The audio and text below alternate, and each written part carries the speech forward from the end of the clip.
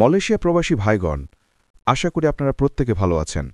Malaysia immigration পুলিশের তাণ্ডব অভিযান, মালয়েশিয়ার ঝড়ে ভোরবেলায় 10তলা ভবনে পুলিশের হানা।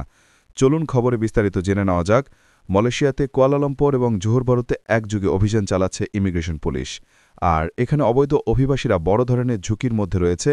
দেশটির ইমিগ্রেশন বিভাগ সম্প্রতি ব্যাপক অভিযান চালিয়ে বাংলাদেশিসহ 10 জন অভিবাসীকে আটক করেছে।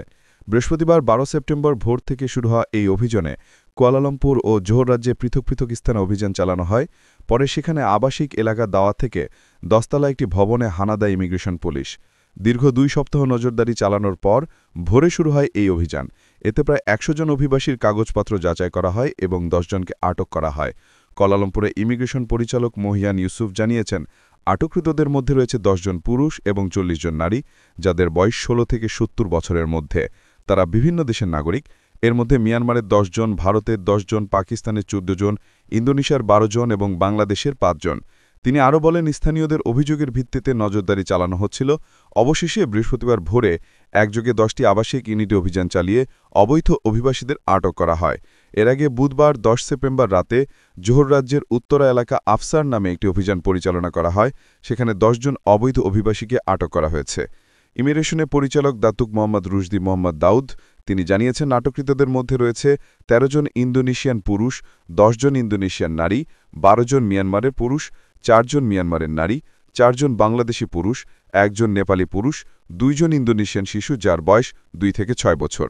তিনি আরও বলেছেন, আটককৃতদের সবাইকে ইমিগ্রেশন ডিটেনশন সেন্টারে পাঠানো হয়েছে এবং অভিবাসন আইন অনুযায়ী তাদের বিরুদ্ধে তদন্ত চলছে।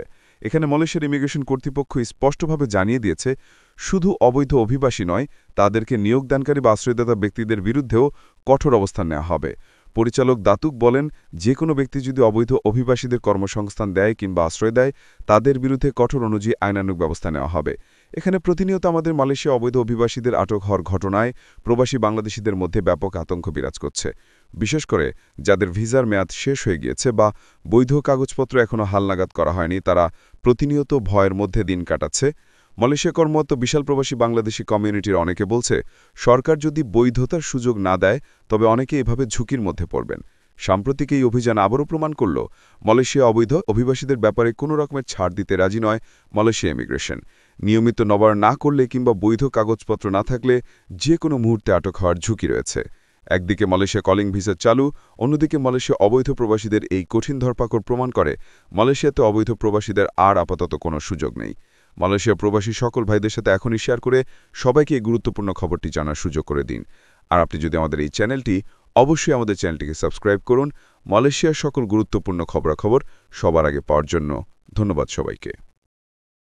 আমাদের সকল ভিডিও আপডেট সবার আগে পেতে আমাদের চ্যানেলটিকে সাবস্ক্রাইব করুন। সাবস্ক্রাইব করতে সাবস্ক্রাইব বাটনে ক্লিক করুন এবং বেল আইকনে চাপুন, যাতে আমাদের কোনো নতুন ভিডিও আপনি মিস না করেন।